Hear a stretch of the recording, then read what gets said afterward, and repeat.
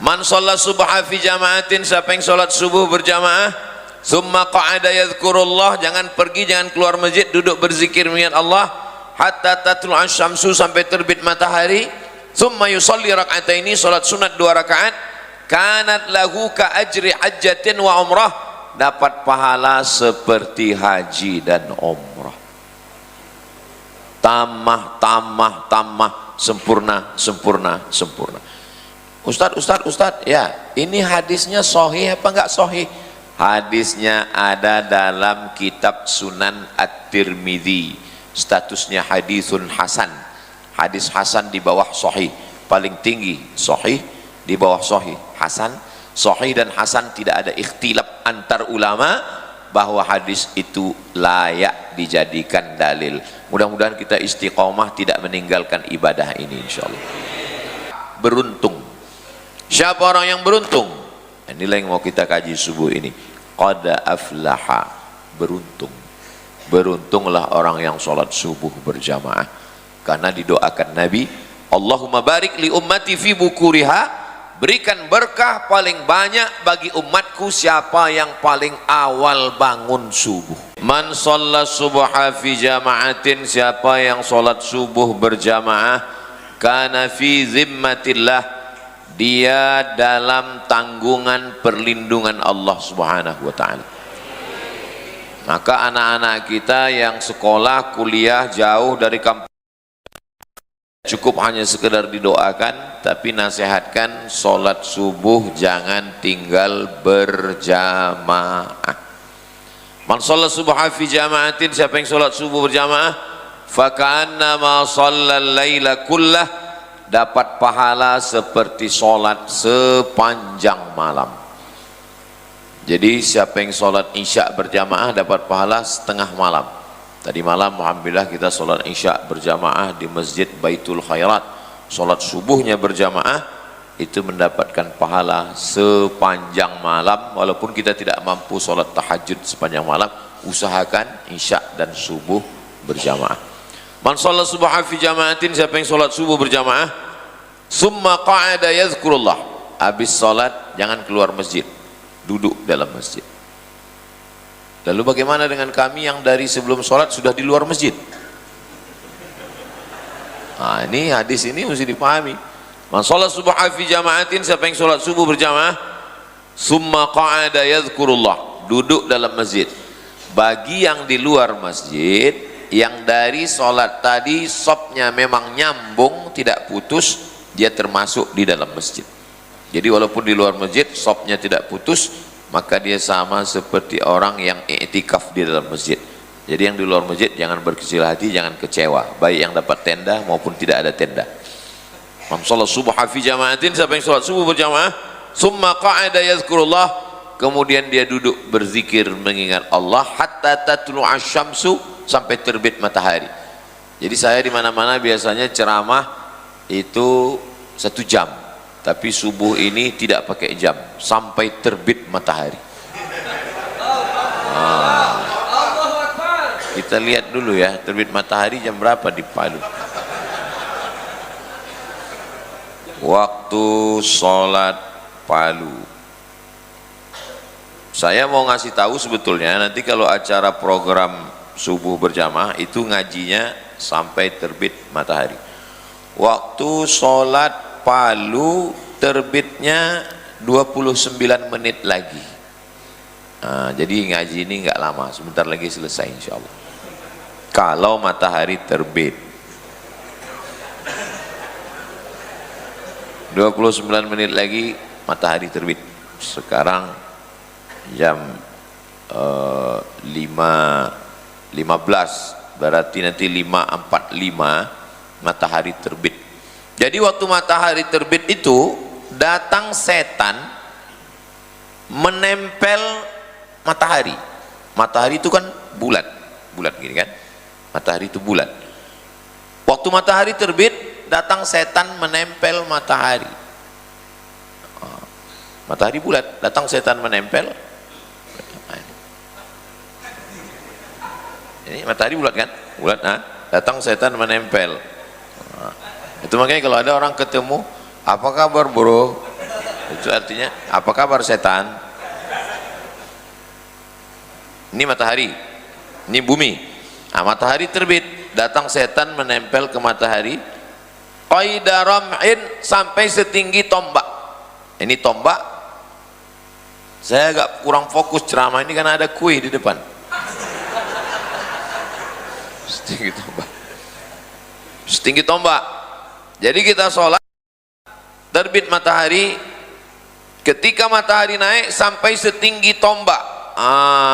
Sampai setinggi tombak, habis itu setan pergi lagi. Kenapa dia menempel matahari? Karena matahari terbit dipakai sebagai waktu beribadah orang musyrik jahiliyah. Lewatkan sampai setinggi tombak. Matahari terbit setinggi tombak, setelah diukur menurut ilmu astronomi 12 menit. Jadi kalau matahari terbit jam 5.45 tambah 12 jam 5.58, sebetulnya jam 5.58, tapi karena kita udah lama berteman, paskan aja lah jam 6. Jadi jam 6 nanti kita stop, berhenti, sholat sunat terbit matahari. Matahari terbit syuruq. Matahari terbit bahasa Arabnya syuruq, pakai qaf. Nama sholat sunatnya sholat sunat isyraq. Saya ulang sekali lagi, matahari terbit syuruq, nama sholat sunatnya isyraq. Maka sholat sunat pakai qaf, jangan kaf. Kalau isyraq syirik, kalau isyraq matahari terbit. Niatnya bagi yang pakai usolli sunnatal isyraq raka'ataini lillahi ta'ala. Saya kalau sholat nggak pakai usolli Pak Ustaz, nggak pakai usolli. Allahu Akbar. Nggak usah kelahi antara usolli nggak pakai usolli. Zaman dulu antara yang usolli dengan nggak usolli kelahi. Zaman sekarang alhamdulillah sudah nggak kelahi lagi karena sama-sama nggak sholat. Sholli sunnatal isyraq. Man shalla subha fi jama'atin, siapa yang sholat subuh berjamaah, thumma qa'ada yadhkurullah, jangan pergi, jangan keluar masjid, duduk berzikir mengingat Allah, hatta tatlu'a syamsu, sampai terbit matahari, thumma yusalli rak'ataini, sholat sunat 2 rakaat, kanat lahu ka ajri hajjatin wa umrah, dapat pahala seperti haji dan umrah. Tamah, sempurna. Ustaz, ya ini hadisnya sahih apa enggak sahih? Hadisnya ada dalam kitab Sunan At-Tirmidzi, statusnya hadisun hasan. Hadis hasan di bawah sahih, paling tinggi sahih, di bawah sahih hasan. Sahih dan hasan tidak ada ikhtilaf antar ulama bahwa hadis itu layak dijadikan dalil. Mudah-mudahan kita istiqomah tidak meninggalkan ibadah ini insyaallah. Ada uang nggak bisa pergi umroh, nggak bisa pergi haji, nggak bisa ke Baitullah, jangan berkecil hati. Sholat subuh berjamaah, duduk berzikir mengingat Allah sampai terbit matahari, sholat sunat isyraq 2 rakaat, dapat pahala seperti haji dan umroh. Apalagi masjid yang cantik dan indah ini, ngelihat pintunya, pintu Masjid Nabawi, melihat lampunya, lampu Masjidil Haram, imamnya Masjid Nabawi dan Masjidil Haram. Beliau hafal Quran. Sholat subuh tadi beliau baca surat Alif Lam Mim Tanzil, surat As-Sajadah. Nama sujudnya tilawah, nama suratnya sajadah, nama sujudnya tilawah. Jangan terbalik, nanti ditanya orang sujud apa tadi? Sujud sajadah. Ayatnya sajadah, sujudnya tilawah. Nah, memang sunnah hukumnya subuh Jumat membaca itu. Makanya saya tadi sengaja saya lambat datang di luar biar supaya nggak disuruh maju jadi imam. Makanya waktu diminta, Ustaz sila masuk ke dalam, kenapa nih? Enggak, saya bilang biar aja dalam. Pas masuk ke dalam, rupanya imamnya sudah ada. Alhamdulillah, lapang hati saya. Kita doakan guru kita, ustadz kita, imam kita panjang umur, sehat badan. Mudah-mudahan anak kita hafal Quran seperti beliau. Di sujud di rakaat pertama beliau pilih alif lam mim tanzilul kitabi la raiba fihi min rabbil alamin. Kemudian di rakaat kedua beliau pilih sabbih isma rabbikal a'la alladzi khalaqa fasawwa والذي قدر فهدى والذي أخرج المرعى فجعله غثاء أحوى سنقرئك فلا تنسى إلا ما شاء الله إنه يعلم الجهر وما يخفى ونيسرك لليسرى فذكر إن نفعت الذكرى سيذكر من يخشى ويتجنبها الأشقى الذي يصلى النار الكبرى ثم لا يموت فيها قد أفلح من تزكى. قد أفلح, beruntung. Siapa orang yang beruntung? Inilah yang mau kita kaji subuh ini. Qad aflaha, beruntung. Beruntunglah orang yang sholat subuh berjamaah, karena didoakan Nabi, Allahumma barik li ummati fi bukuriha, berikan berkah paling banyak bagi umatku siapa yang paling awal bangun subuh. Siapa orang di Asia Tenggara ini yang paling awal bangun subuh? Sekarang di kampung saya di Riau, orang belum bangun, karena di Riau sekarang masih 4:30. Kita di Palu sudah selesai sholat alif lam mim tanzil surat as-sajadah. Jadi kalau ditanya siapa yang lebih dulu masuk surga, orang Sumatera atau orang Palu? Orang Palu lebih dulu masuk surga, karena dia lebih dulu bangun, dia lebih dulu sholat, lebih dulu yang sholat subuh. Mudah-mudahan kita istiqomah insyaallah. Nah, maka bangun cepat.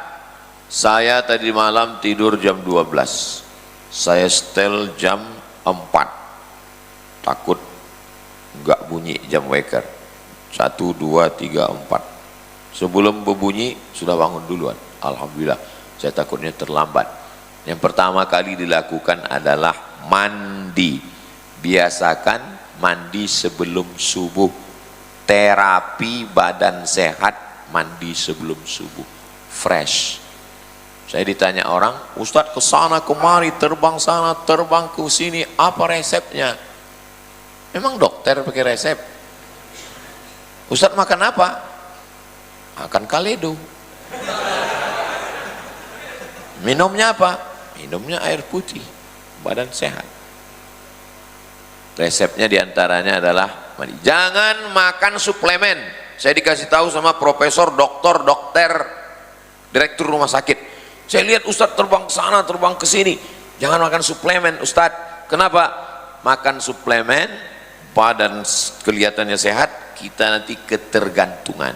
Pas ada suplemen, semangat. Pas nggak ada suplemen, lemah, letoy, loyo, lunglai, lemas, mati.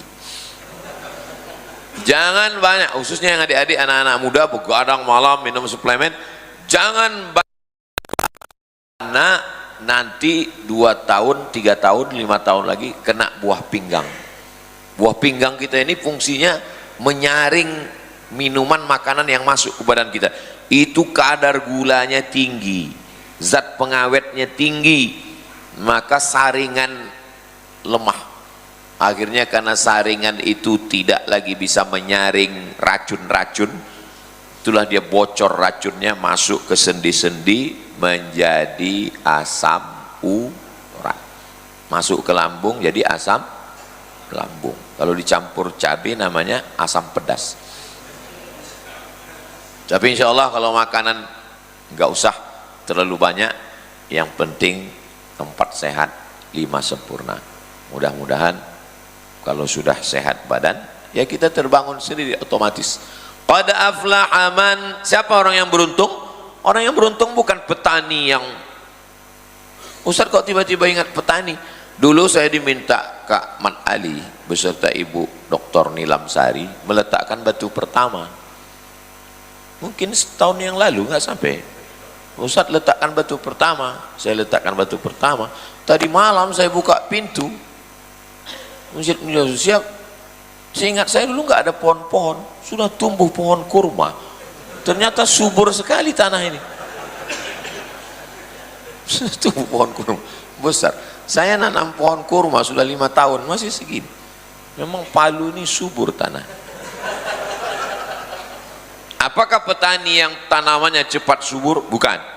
Apakah pedagang yang modalnya sedikit untungnya besar? Bukan. Siapa orang yang beruntung? Qad aflaha man tazakka. Orang yang beruntung adalah orang yang mensucikan dirinya.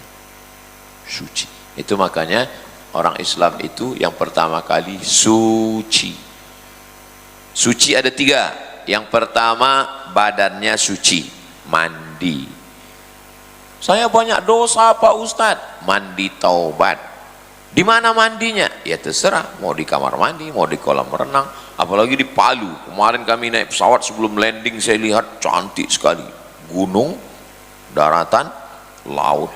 Artinya siapa yang mau mandi ke laut, silakan mandi ke laut. Kalau mandinya ke laut Pak Ustadz, bukan cuma dosamu hilang, kau hilang sekalian. Mandi taubat. Mandi itu yang dibersihkan 2. Yang pertama kotoran fisik. Badan manusia ini dari mulai ujung rambut sampai ke ujung kaki kotor. Mana ada kotoran rambut? Ketombe. Mana ada kotoran hidung? Upil. Mana ada kotoran telinga? Kalau tai rambut ketombe, tai hidung upil. Kalau tai telinga nanti kita cari. Maka ketika mandi dari ujung rambut sampai ke ujung kaki bersih. Saya nggak bisa mandi Pak Ustadz, wudu nggak bisa, wudu tayamum nggak bisa, tayamum kita tayamumkan. Makanya saudara kita yang sakit di rumah sakit ditayamumkan. Nggak bisa tayamum, ditayamumkan. Nggak bisa ditayamumkan, kita sholatkan. Berarti sudah mati. Nah, waktu mandi rambut itu digosok, semuanya bersih. Bagaimana membersihkan wajah? Idza qumtum ila shalah, kalau kamu mau salat, faghsilu wujuhakum, basuh, cuci muka kamu, gosok mata. Dalam kitab Sunan Ibni Majah, ketika air mengusap wajah, menyiram wajah, keluarlah dosa-dosa biji mata. Hidung, sebelum wudu bersihkan dulu tangan. Idza staiqadha ahadukum min naumihi, kalau kamu bangun tidur, fala yughmis yadahu, jangan masukkan tangannya ke dalam air, tempat bujana nyimpan air. Kalau kamu bangun tidur, jangan langsung kamu masukkan tanganmu ke ember, ke baskom. Kenapa? Li'annahu la yadri aina batat yaduhu, karena dia tidak tahu tangannya tadi malam nginapnya di mana. Hidupkan keran, cuci tangan dulu, jangan tangan itu dimasukkan ke dalam. Apa namanya nak? Hah? Mau apa? Oh ya sini. Oh sini. Ahmad Fadil Abizal. Ahmad Fadil Abizal. Iya. Mikir.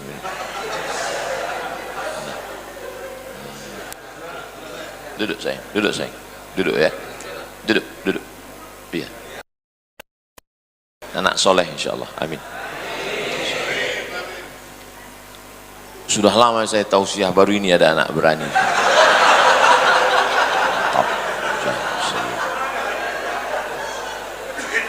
Anak soleh, penghafal Quran, mujahid fisabilillah. Anak-anak bawa ke masjid. Itu yang terjadi subuh ini akan menjadi sejarah bagi hidup dia sampai dia tua.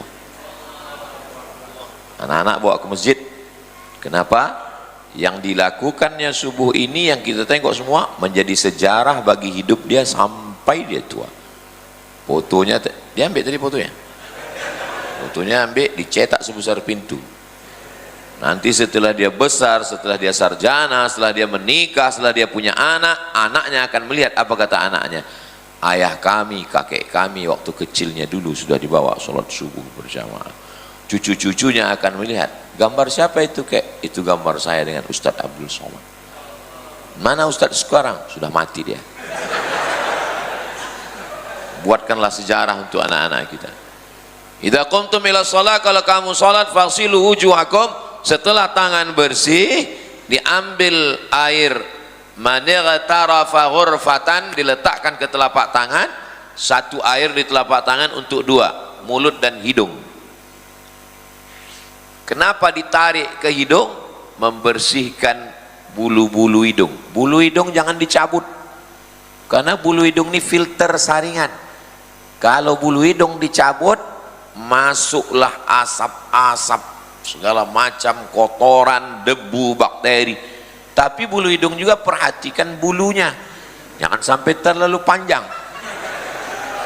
Nah, jadi pertengahan, potong. Hari Jumat subuh, hari Jumat pagi itu waktu bersih-bersih, potong bulu hidung. Jangan sampai kita ngobrol sama orang yang risih. Ada ini manusia, kita ngobrol sama dia, bulu hidung kita yang gatal.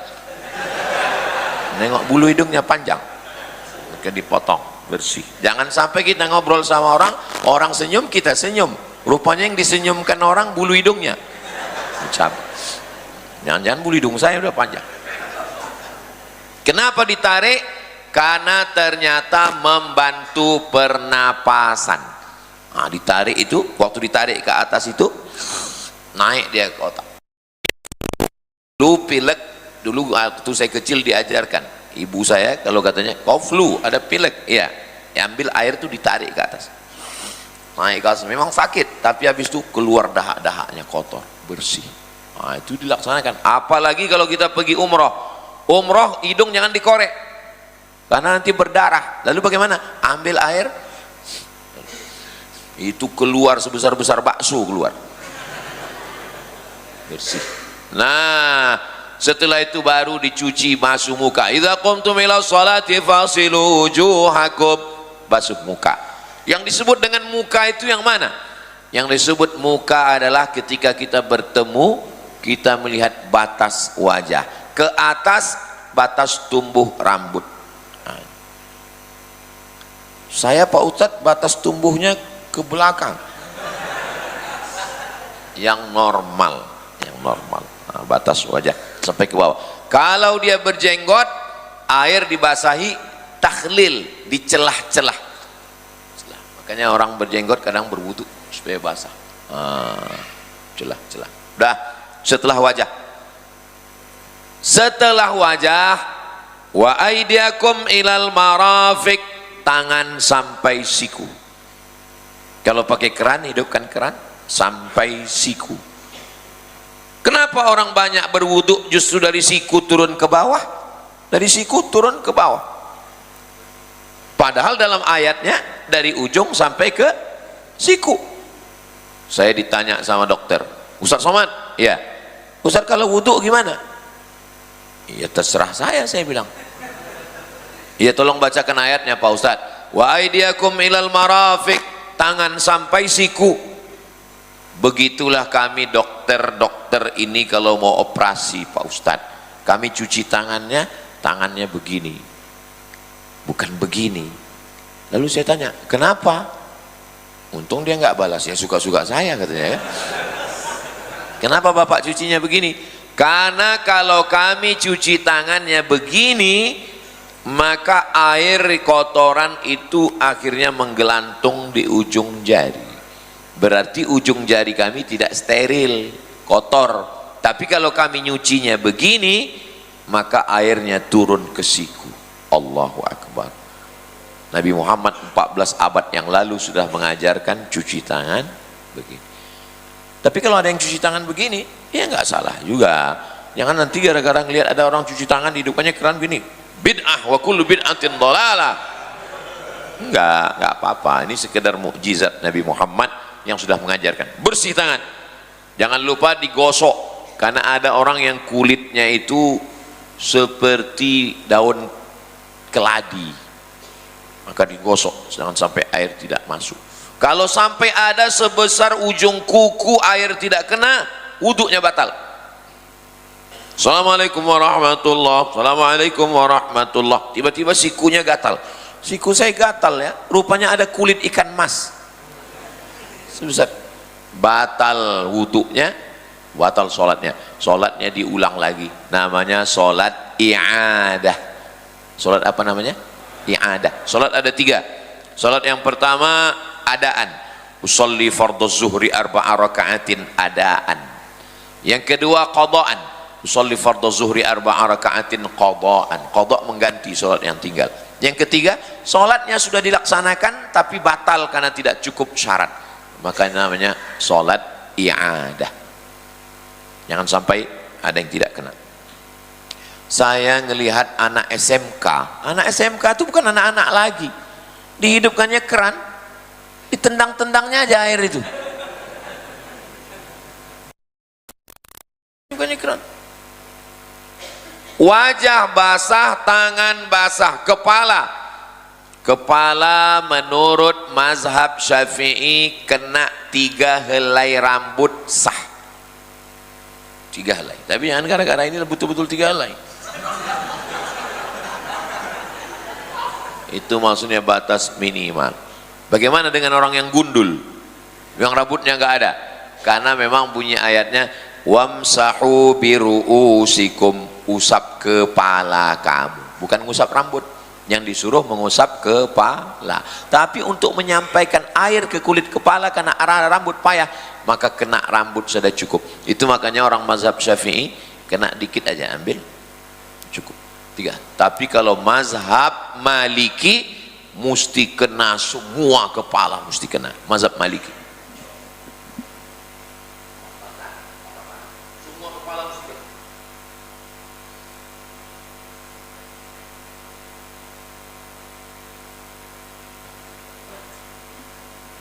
Mazhab Hanafi 1/4 kepala, karena mereka melihat Nabi memasukkan telapak tangannya ke balik sorbannya, dan setelah diukur ternyata kepala ini 4 tapak tangan. 1, 2, 3, 4. Walaupun sebesar-besar kepala, cuman 4 telapak tangan. Maka letakkan telapak tangan basah, kena 1/4 kepala, sah. Mazhab Hanafi. Syafi'i sikit saja sah. Hanafi 1/4. Maliki semua mesti basah. Bisa diingat? Ini akan keluar dalam UAS ujian akhir semester. Dah, setelah kepala, telinga. Mazhab Syafi'i air kepala dengan air telinga beda. Air untuk kepala sekali, air untuk telinga airnya baru. Ambil airnya 2 jari. Jari telunjuk untuk bagian dalam,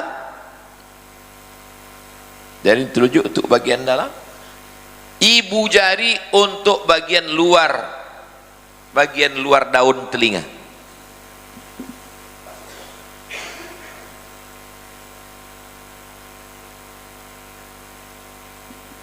Telunjuk untuk bagian dalam, yang ini untuk daun telinga.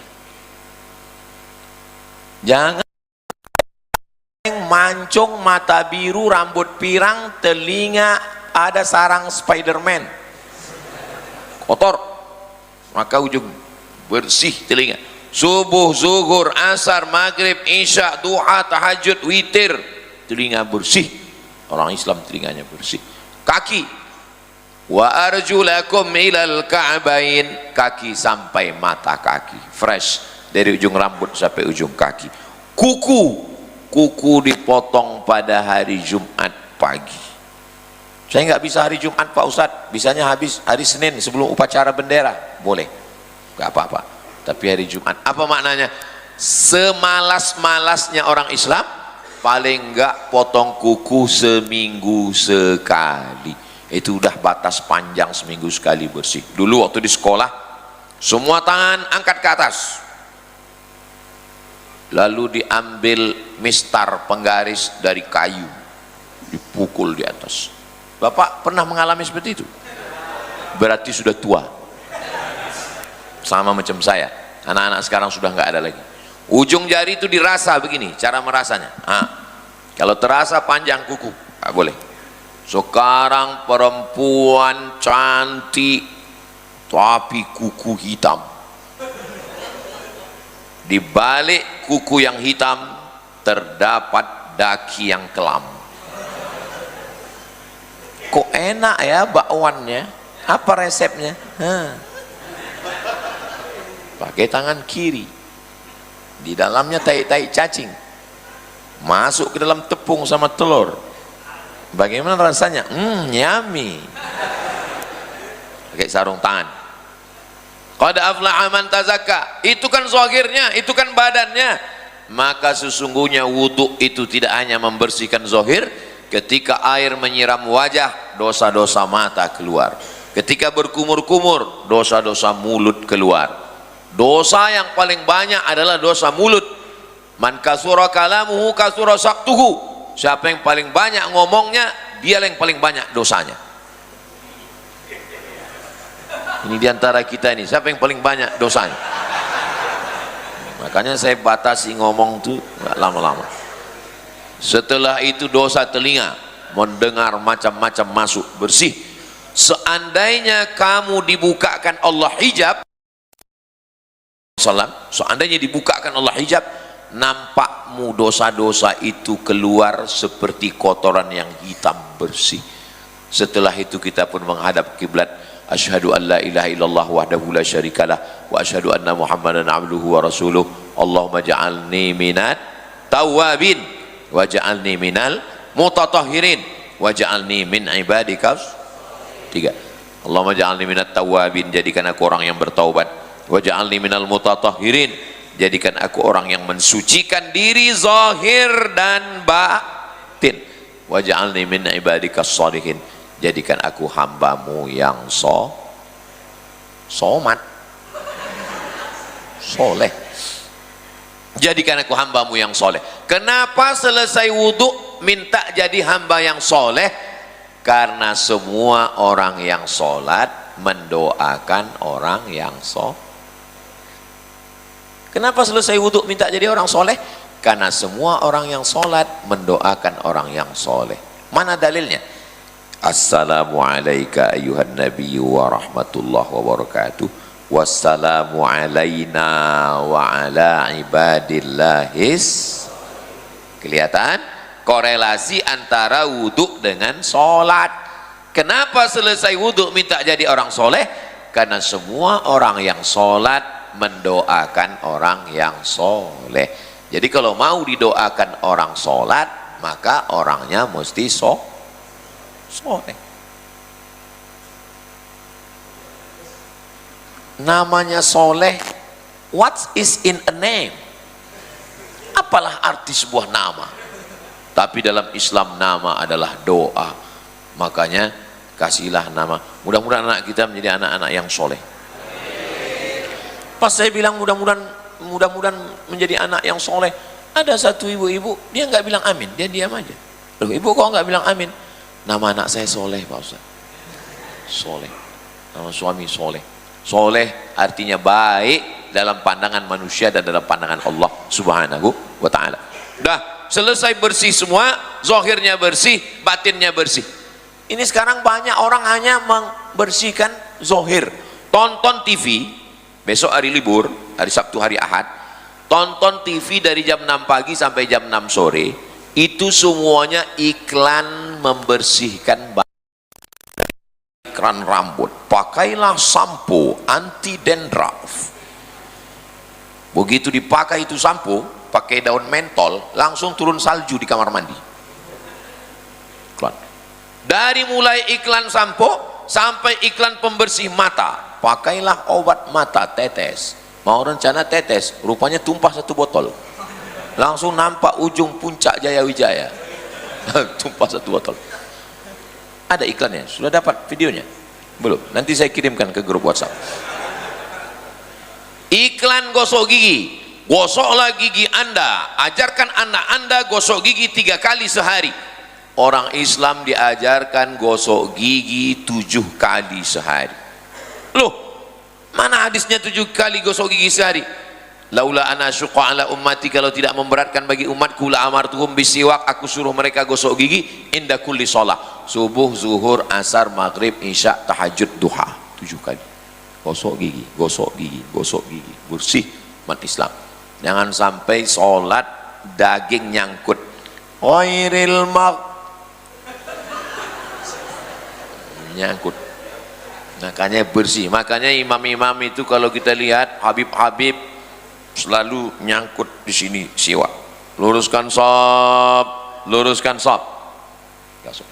Melaksanakan hadis Nabi, bersiwak, gosok gigi.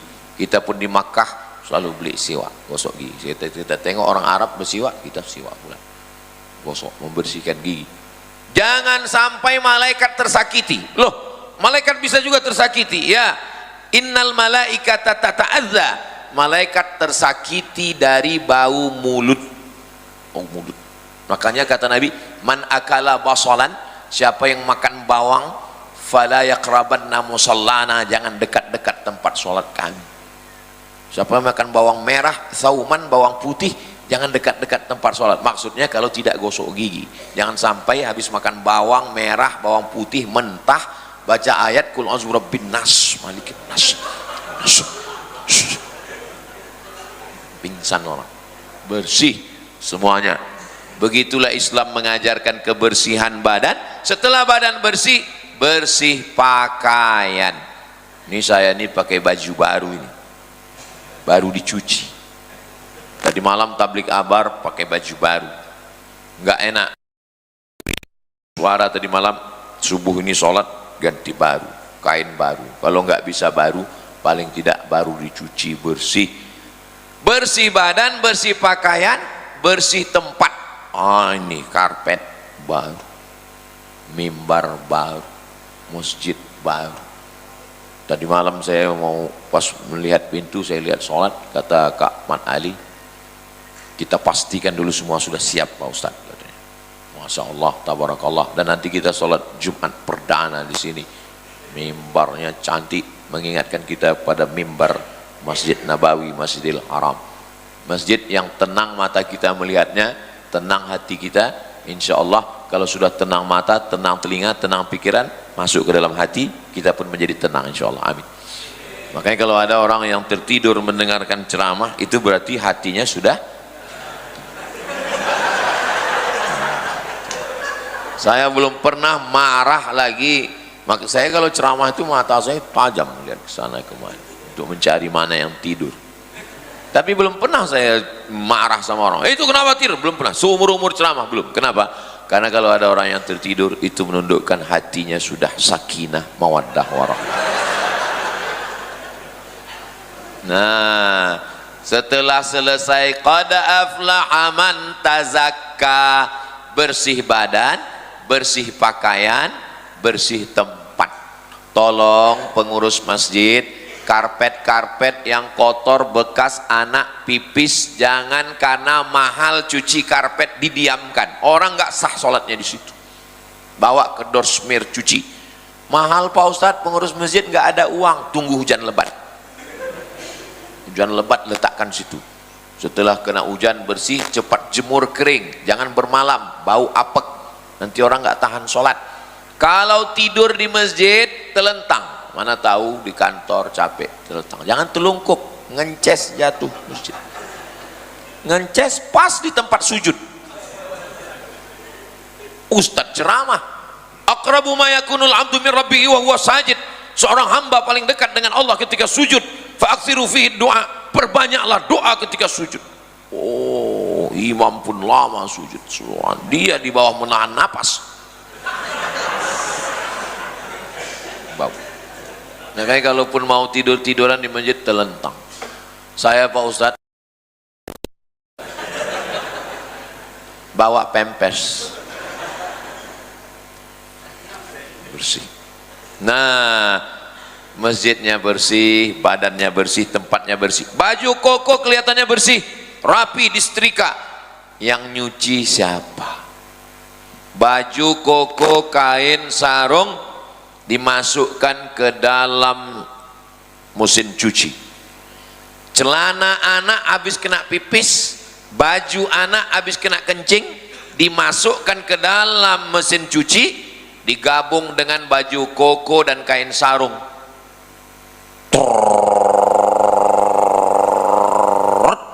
langsung tumpahkan airnya, langsung jemur, tidak dibilas, bajunya mutanajis, bernajis. Kenapa? Karena sudah bercampur dengan celana anak yang kena kencing. Tadi kau bilas? Enggak. Kenapa enggak dibilas? Ya sesuai dengan petunjuk, sekali kucek tanpa bilas. Enggak bisa. Keringkan sekali, setelah kering masukkan air bersih, mesti dibilas. Kalau almarhumah emak saya dulu nyuci, diambil satu-satu, disiram pakai solawat, Allahumma sholli ala sayyidina, diajarnya saya, karena saya nggak punya saudara perempuan. Kau anakku laki-laki, adik kau laki-laki, mana tahu nanti kau merantau, cara mencuci begini. Ibu bukan hanya sekedar melahirkan, sampai mencuci pun diajarkan, supaya jangan sampai kau sholat celana kau baju. Itulah yang saya ajarkan ke istri saya, ke yang menolong mencuci di rumah, ini harus dicuci bersih, dibilas. Kalaupun nggak bisa satu-satu, udah keringkan, nanti masukkan lagi air bersih, baru dikeringkan, supaya jangan sampai mutanajis. Bukan najis, bukan najis, air bersih menjadi mutanajis, menjadi bernajis. Mudah-mudahan semua pakaian kita bersih, insyaallah, amin. At-tahuru syatrul iman, suci itu setengah daripada iman. Qad aflaha man tazakka, beruntunglah orang yang mensucikan dirinya. Badan sudah suci, lantai sudah suci, tapi hati masih kotor. Sucikan hati. Alhamdulillah, alhamdulillah sampai sekarang belum ada alat sucian hati. Kemarin saya masuk, sebelum masuk pesawat, masuk dulu pintu detektor. Waktu masuk itu bunyi detektornya, tet, katanya bunyi. Padahal saya sudah buka jam tangan, sudah buka dompet, sudah tinggalkan handphone, bunyi juga dia. Khawatir saya ini jangan-jangan ada besi di badan ini. Tapi petugasnya ngelihat saya bilang, iya, saya bilang, lewat. Laki-laki petugasnya. Udah lewat. Bayangkan di masjid ini Kak Ahmad Ali memasang pintu detektor di situ. Detektor penyakit hati. Begitu kita lewat bunyi dia, tet. Siapa yang punya hasad, dengki, busuk hati, berbunyi dia, tet. Tiba-tiba saya ceramah, marilah kita jaga hati. Kata jamaah, Ustadz aja bunyi tadi. Allah sayang sama saya. Maka bayangkan kalau saya punya penyakit hati satu, tumbuh tai lalat satu. Punya penyakit hati satu, tumbuh tai lalat satu. Mungkin muka saya ini udah kuali, udah tai lalat semua. Tapi Allah menjaga, bisa ditutup dengan topi, dengan peci, dengan baju. Ustaz di mana-mana saya tengok ceramah, pecinya hitam, pecinya putih, pecinya merah. Ini sampai di Palu kok hijau. Ini mereknya Casio, dikasih orang. Kasih Ustadz Lutfi sama Ustadz Munib Goda. Ini perlu saya jelaskan supaya jangan ada dusta di antara kita. Dah selesai. Tapi ada sebaliknya, orang hanya mementingkan hati, yang satu lagi mementingkan fisik. Dari ujung rambut sampai ke ujung kaki mesti bersih, wajah sampai ditembak pakai listrik biar putih, pakai skincare, muka putih, tangan hitam.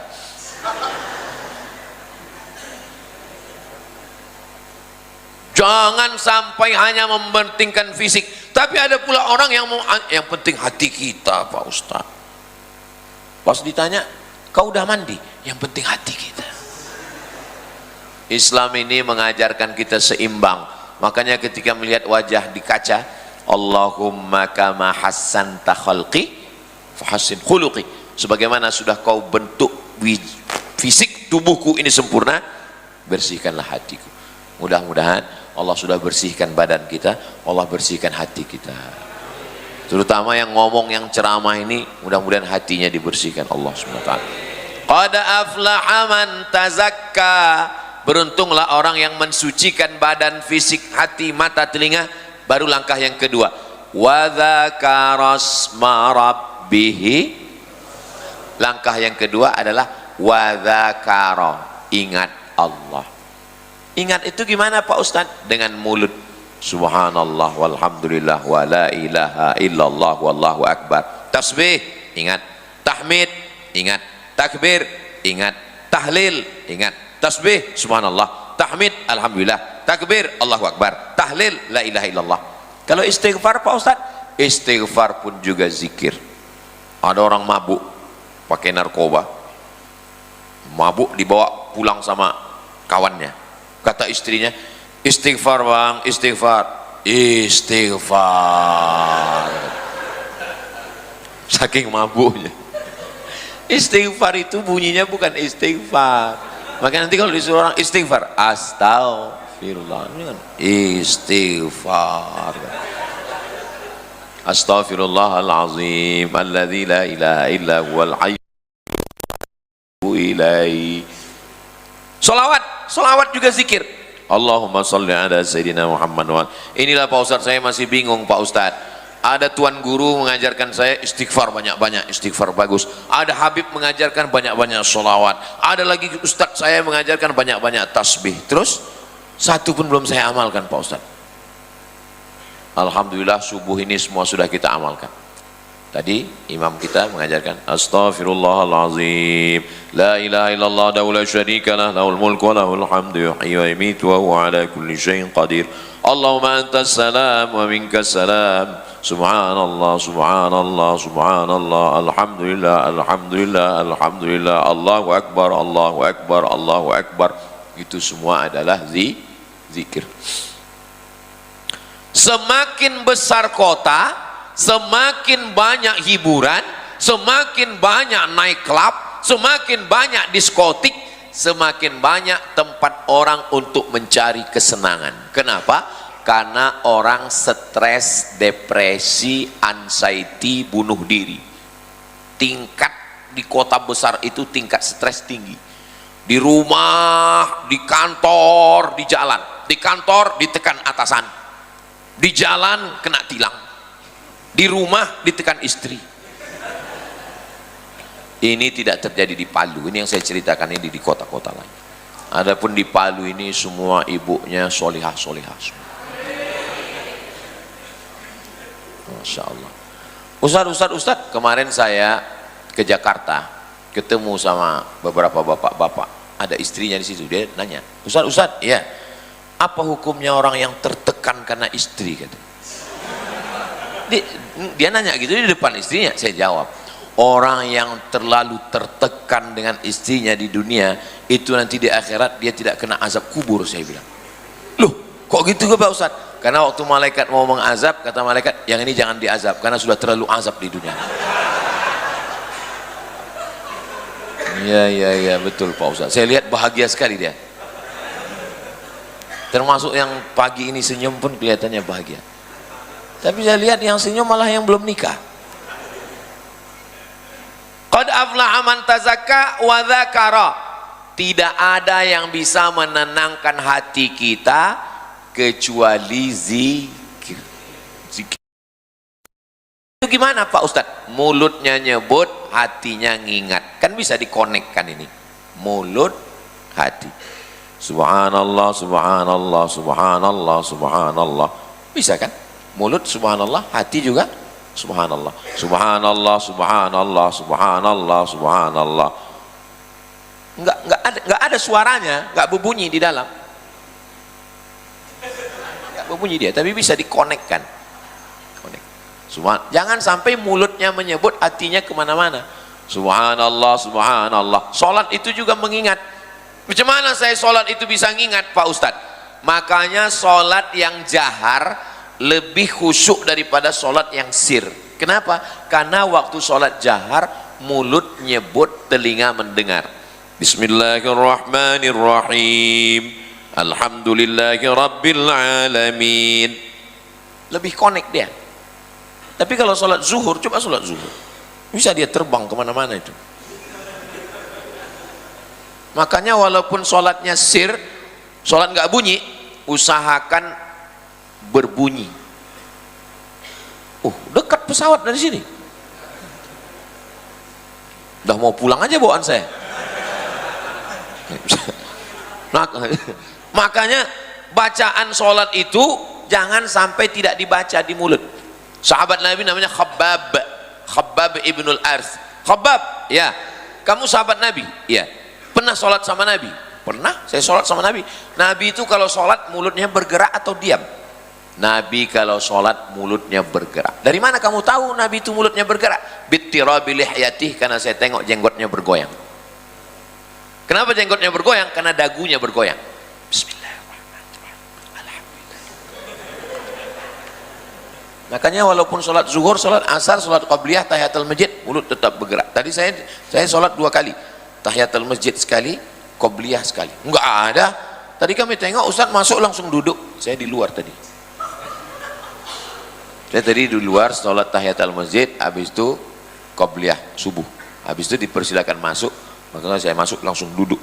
Ini saya jelaskan supaya jangan sampai ada tadi yang lihat, Ustaz Somad ini kok enggak sholat sunat? Saya sudah bilang. Jadi Ustaz ini semua mesti dijelaskan supaya tidak terjadi fitnah. Bismillahirrahmanirrahim. Itu iftitah dibagi 4 napas. Allahu Akbar wa subhanallahi bukratan wa asila. Wajjahtu wajhiya lilladzi fataras samawati wal arda hanifan musliman wa ma ana minal musyrikin. Inna salati wa nusuki wa mahyaya wa mamati lillahi rabbil alamin. La syarika lahu wa bidzalika umirtu wa ana minal muslimin. Al-Fatihah sebaiknya 7 nafas. Karena Nabi membacanya 1 ayat 1 nafas. Saya Pak Ustadz bisa 1 nafas, sah, boleh. Bismillahirrahmanirrahim. Alhamdulillahi rabbil alamin arrahmanir rahim maliki yaumiddin iyyaka na'budu wa iyyaka nasta'in ihdinas siratal mustaqim siratal ladzina an'amta 'alaihim ghairil maghdubi 'alaihim waladdallin. Amin. Sah. Bagaimana kalau iftitah Fatihah ayat 1 nafas? Enggak mungkin. Mustahil. Kalau ada orang yang baca iftitah Fatihah ayat 1 nafas, itu dijamin bukan mazhab Hanafi, bukan mazhab Maliki, bukan mazhab Syafi'i, bukan mazhab Hambali. Itu mazhab Valentino Rossi.